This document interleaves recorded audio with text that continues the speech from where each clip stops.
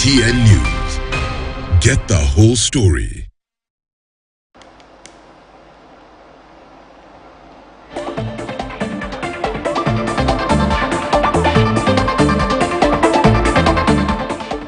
Welcome back to Scoreline. My name is Robinson Okenye. Now, there are very few clubs, or rather soccer academies in Kenya that are girls-only academies. Valeo FC is one of such academies, and they are providing safe spaces for girls and female footballers to make sure that they can nurture their talent well. I paid them a visit today, and they say that they want to promote sports as well as education. Let's listen in. Valeo is a girls-only football team. Valeo started sometimes during COVID. We were training at Karura with another football mom. I'm a soccer mom myself, and my partner is also a soccer mom. We were training with our sons. We were keeping fit with our sons. And some of the boys would come with their sisters. Then we wondered, in this lockdown, what is the girl child doing? So we came up with an idea of starting an all-girls football team for that time during COVID. We started something small, but it has grown. It has grown from a few girls to now a full team, the full team it is. We thought it is something that's going for a few years, but the momentum it has taken, it is not for a few years. The main reason we know, and I think people in the footballing world know, that girls in this country lack a safe space to play football. It is more of a boys. There are too many boys academies. I don't think there's any other team that has a girls-only football team. We have traveled quite a lot in this football space in the world, in Europe, in America, and we requested one of the clubs that we know whether we can use their name, and they said, why not? They don't have anybody in Africa. So Valeo's headquarters is in America. They have a club in Portugal, they have a club in Ireland, and now they have this one. This is the only one that is girls only. It is a team that allows the girl to express herself. It is not, the girls who want to play for fun are welcome. The girls who want to play football and make a career out of it are welcome. The girls who want to get a school path through Valeo are welcome. And indeed, I know my partner will talk more about that. Some of our girls have gotten scholarships and gone to school through this football. Yes. You mentioned about soccer moms. You being one of them. How integral are soccer moms in encouraging and trying to develop the talent of the young ladies that you have in your academy? The mom or parent support is absolute. It is, if there's anything like 200%, it is required 200%. You have to work with your child. When a player is young, this is girl or boy, when they are young, the decisions are made by the parent. They can't get themselves to training. You take them to training. You have to be there, present there, supporting your child. So if the parents who are a bit detached, their children's game also gets that detached. A parent who is involved in their child's development and taking it seriously, it automatically pays out. You'll see at the end of it, the child becomes a better player, the child becomes a more confident player, and the parent starts to become part of the football. It is also a very expensive affair. It is expensive because Kenya, there aren't many sponsorships. So if a parent is not involved, the child doesn't have the financial support, which is also very necessary. Yeah, some of our girls come from the other side of the divide, yes, where they can't even afford the kit or to come to training. We have to support them, and we support them from our pockets. Yeah. Running a soccer academy is not an easy feat because you have to put in, the side of facilities. You have to look for training grounds. How easy or how difficult has it been for you to run such an academy for the last 3 or 4 years that you've been in existence? It has not been easy. But I believe, I'm a believer that when God is in something, when you invite God into what you are doing, it all becomes possible. We are only 2 moms, but we have never missed a training ground. We have never missed kits or balls, but it has been very difficult. Training grounds are very difficult to get. You can see where the girls are training. Before long, they'll be chased out by some men here. That's why they come here at 7. On the weekdays, we sometimes pay some of the private pitches, but we pay from our pockets. A few parents chip in, but most of the time we pay from our pocket. It's very difficult. If there could be a way where a space can be put aside for girls to train, it would be much easier because they don't have the muscle. Yeah. I believe you come from a different, not a football background, and right now you are running a football academy. You know, that shift in the two, how was it? No, I'm a lawyer by profession, and I do football as it's my other thing. When I'm not doing law, I'm doing football. My son started playing football when he was 5, and he's now 19. So I've been in a football pitch all those weekends. I have learned a lot. I have taken it upon myself to learn a lot, and I think I know a lot about football. And because I enjoy it so much, so it is a joy. It's a place where I go for joy. Well, it's been a pleasure, and it's also had its own challenges. I think one of the biggest things that we've learned is the importance to be able to work with the community. And so some of the biggest challenges that I can speak to that we've had is availability of facilities, and especially because we are running a girls club, safeguarding and a safe space for the girls is important.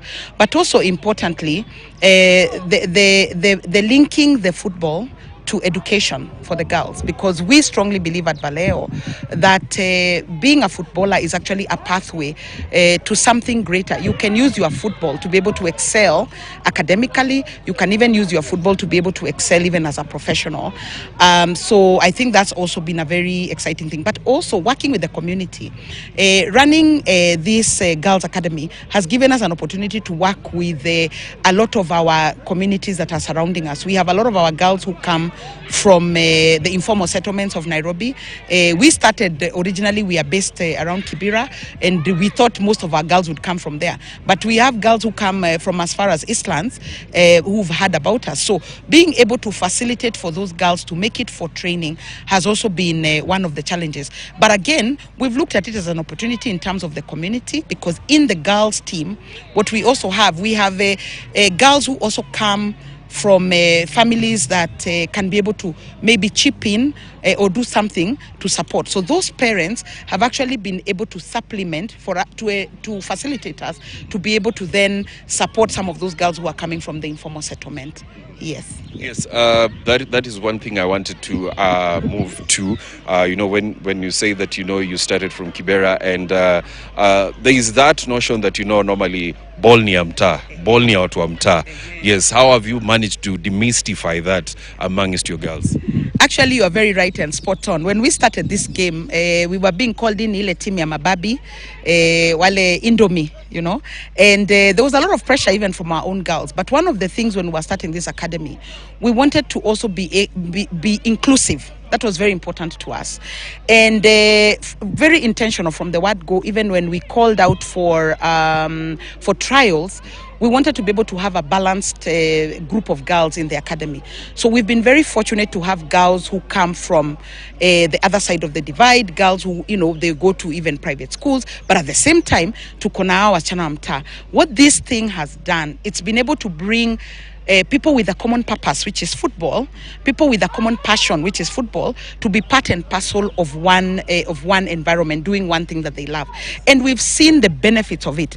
We've had girls who have come and told us they never at any point thought they would have the opportunity to sit or to be part of a place where you have people who come in and they are being dropped with cars, so they've been able to benefit from that. We've also had the girls who maybe come from, some of those academies, or where their family could be perceived as middle class or well off, be able really to mingle with these girls and understand the problems. So what the girls have done, they've created a community without any social divide, doing the thing that you love most. Because football, ukiingia kwa kiwanja, it has no divide in terms of your background. And so we are slowly demystifying that thing, that we actually need to also involve people who are from every divide, because it's about the talent. It's not about how you grew up and the opportunity. So what this does, it brings together and gives us the chance to be able to support those other ones who may not otherwise have that support. You had my partner said earlier, sometimes parental support is important.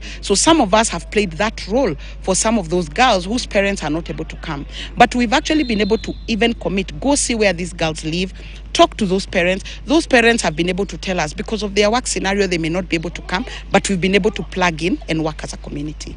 Yes, and I believe there are success stories from Valeo. If you can, give examples of one or two. Yes, we definitely have very good success stories. Currently, among our team of girls, there are some who I know have been on the interest of being picked, maybe potentially to play for our national team. And additionally, we've also had the success of being able to, through the education pathway, because that is important, because one of the things we've said is, then what? You can play this football, but then what? Even if you end up with the club, even after that, the club, what does it do? So education is an integral part. So we've forged very successful partnerships and pathways, particularly in the US, which is the home of women football, where we know there's a great demand of good football players, but also intelligent girls. So currently, we actually have 4 girls who recently just transitioned. 1 earlier in the year, and 3 have just recently left for the US. 1 is in college, and 2 of them are actually in high school, currently playing football. 1 is 14 years old, so we'll have 4 years, and has received a substantial scholarship to be able to do that, both educationally and also in football. So we have very good success stories, not only on the pitch, but also being able to show that the pathway through education, and also being able to help those girls to excel. We are also looking at other pathways currently through our neighboring countries, routes for 1 or 2 of our players who is in the radar, and also maybe through other pathways through Europe. But we know sometimes it's complicated through Europe. So we are starting locally, because we know some of our neighboring countries are doing very well with the women football. Natasha, what made you join Valeo Football Club? Esther. Esther has built me from when I came here. I used to cry before games because I didn't want to be put in any game. Also, my teammates, they've really built me as a person. They've made me see the other side of the world, because I also play with kids, people from the other side, Kibera and everything, and that grows me a lot. And also the opportunities. My 2 good friends, they left the country, and they're really doing well. So I do think Valeo is a stepping stone for getting there in terms of professional. There's talk of women not having safe spaces, and this is one of the safe spaces for women footballers and girls to generally play football. What do you have to say about that?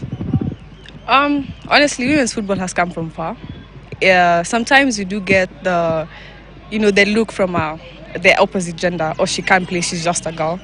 It's a bit hard sometimes, because we are constantly having to prove ourselves that we can play, and we just want to play the game without criticism, without negative criticism. But I do think this space is very good, because our coaches, they help us grow, they make us know that it's safe here. But I do think there's a lot that we need to do, even as a country, even both federations for the women and men's. We do need to get better in supporting our women in terms of finances, the pitch, also if there's a game going on, can it be aired in the media outlets like the men's football? Do you feel that we saw the Harambee Starlets qualifying to the second round of the Women's Africa Cup of Nations qualifiers, and they're going to play Botswana, and the amount of support they got that day, and how people feel about them, like they actually can be the first team to qualify for World Cup even before the men. Do you feel like that is an inspiration for your team here and for women footballers in general? Absolutely. When we went to watch as a team, the support was, I almost cried, because the support was immense. It was beautiful. You see even the male guys coming to support us. I do think it's an inspiration for us, because now we get to see, I'm not playing this for nothing. I'm playing that I will be recognized. I will play for my country. I will be recognized because of my talent, not because I'm a girl, I'm supposed to be doing certain things. I do think this Harambee Stars, the win they had, is very inspirational for all of us, especially women. And I do think it's a stepping stone to getting better. Well, that is about Valeo Soccer Academy, a girls-only football academy here in the country.